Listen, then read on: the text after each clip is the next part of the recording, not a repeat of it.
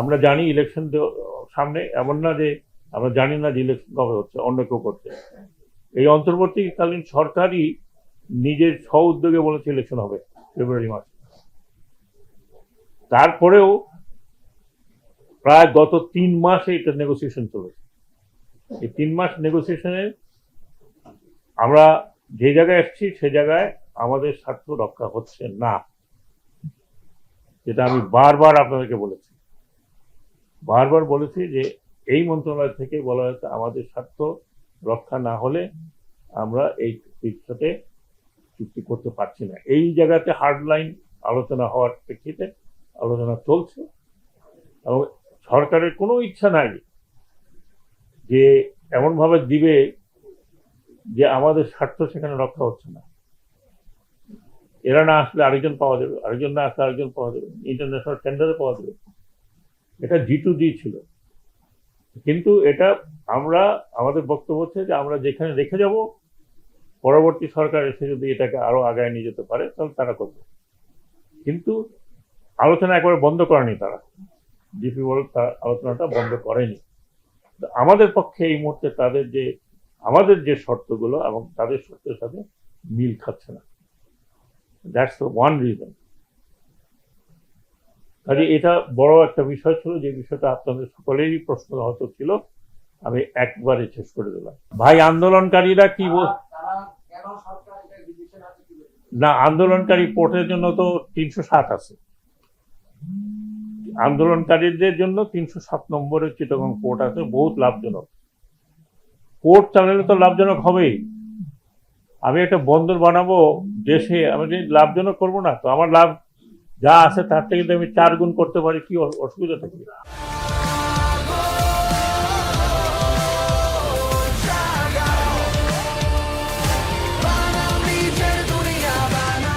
আপনারা দেখেছেন আমি চিটাগং গিয়েছি, আমি গাড়ি থেকে নেমে আন্দোলনকারীদের সাথে কথা বলেছি, প্রাইভেটলি কথা বলেছে। তারা যে সমস্ত কথা উদ্ভট কথা বলেছিল আমি বলতে চাচ্ছি না, উদ্ভট কথা। কারা এরা? হু আর দিস পিপল? আপনি চিটাগংয়ের বিজনেসম্যানদের যাই জিজ্ঞেস করেন। আমি 4টা মিটিং করেছি। এক এক পলিটিক্যাল পার্টির সমর্থক এক পার্টি, আরেক পলিটিক্যাল পার্টির সমর্থক, তাদের সাথে কথা বলেছে। দুজনের সাথে কথা বলেছে। কোর্টের স্টেক হোল্ডারদের সাথে কথা বলেছে। পরে চিটাগংয়ের আবার 40 জন নাম করা বিজনেস, সব আপনার চেম্বার অফ কমার্স চিটাগং থেকে এসছে, তাদের মতামত অন্যরকম। তাদের একটাই কথা যে আমরা চাচ্ছি যে এটা হোক, কিন্তু আপনারা যেভাবে করতে চান সেভাবে, যাতে কোনো রকম আমাদের ক্ষতি না, কোনো ক্ষতি হবে না। আপনারা এখন দেখেন এই লোকগুলো কি করলো, এজিটেশন তো করার অনেক রকম উপায় আছে। এই রোজার আগে বন্দরটাকে 5 দিন বন্ধ রেখেছে। আউটার অ্যাঙ্করেজের তেল, ছোলা, ডাল, খেজুর, গম আটকে আছে। এখন একটা টার্মিনাল যদি আপনি মনে করেন যে এটাকে, এই টার্মিনালটা আমাকে পয়সা দিচ্ছে, আমি আরো ভালো করতে চাই, সেই সাথে সব পোর্টের, মানে পুরো পোর্টেরই ব্যবস্থাপনা, কারণ একটা দিয়ে তো ব্যবস্থাপনা হয় না, সবকিছু মিলিয়ে ব্যবস্থাপনা হয়। ব্যবস্থাপনার জন্য আমি যদি আরো স্কিল্ড কাউকে নিয়ে আসি, আজকাল পোর্টে কিন্তু এত লোক লাগে না। আপনারা বিদেশে কখন গিয়ে পোর্ট দেখেছেন কিনা আমি জানি না। আমার লাস্ট আমি যখন চায়না যাই, চায়নাতে একটা পোর্ট দেখেছি, মানে আশ্চর্য গেল। 5টা কি 6টা ইয়াং পিপল পোর্ট চালাচ্ছে। Everything is automatic. Flat bed থেকে শুরু করে, নামানো থেকে, উঠানো থেকে সব শুরু করে আমাকে নিয়ে গেল কন্ট্রোল রুমে। 5জন ইয়াং, 5জন কি 6জন ইয়াং চাইনিজ বসে ভিডিও গেম যেভাবে খেলে, they are doing it like video game, everything that see. আপনারা কিছুদিন আগে দেখেছেন যে একটা চাইনিজ পোর্ট, জিপসি পোর্ট, কমপ্লিটলি অটোমেটিক, কোনো মানুষ নাই সেখানে। এই জায়গায় চলে যাচ্ছে এখন। এখনো আমরা ওই বান্দ্রে নিচে নামা, এটা কর, ল্যাশিং কর, ওটা কর। এতে তো আপনি ইন্টারন্যাশনালি আপনাকে গেটিং কখনো উপরে উঠবে না, আপনি কখনোই উপরে উঠবে না। আর তাছাড়া আমাদের পোর্টগুলো কিন্তু এক মাতার বাড়ি ডিপসি পোর্ট বলি, সেটাও কিন্তু বছরে বছরে এটা ড্রেজিং লাগবে। চিটাগং পোর্টেরও ড্রেজিং লাগে। আপনারা জানেন চিটাগং পোর্টে মাদার ভেসেল আসতে পারে না, সবগুলো আউটার অ্যাঙ্করেজ থাকে, আউটার অ্যাঙ্করেজ থেকে লাইটারে ধরে। এবং এই পোর্টটা হচ্ছে জোয়ার ভাটার পোর্ট, জোয়ারে ঢোকে আবার ভাটার সময় নেমে যায়, নাহলে আরেক জোয়ার আসলে নামে। তো এই ধরনের পোর্ট ম্যানেজ করা উইথ নিউ টেকনোলজি ম্যানেজ করা আমাদের পক্ষে কলোসাল বিষয়, অনেক অনেক টাকা পয়সার দরকার। যারা বলছে যে লাভ করতেছে, লাভের অঙ্কটা কি? এখন কেউ কেউ মনে করে এটা গোল্ডেন ডাক, আমি মুরগি হাঁসের ডিমটা যখনই পারবে তখন আমি নিয়ে যাবো। এই পোর্টে যেই ধরনের চাঁদাবাজি হয়েছে অকল্পনীয়, যদিও আমার কাছে হিসাব নাই, কিন্তু আমি তো ভাত টিপলে দেখা যায়। আমি যখন যাই তখন ট্রাক ভিতরে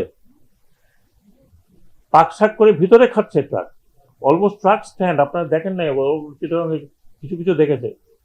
আমি যখন বললাম এরা কারা, বলে এরা এখানে পার্ক করে। কিভাবে, কেন পার্ক করে পোর্টের ভিতরে?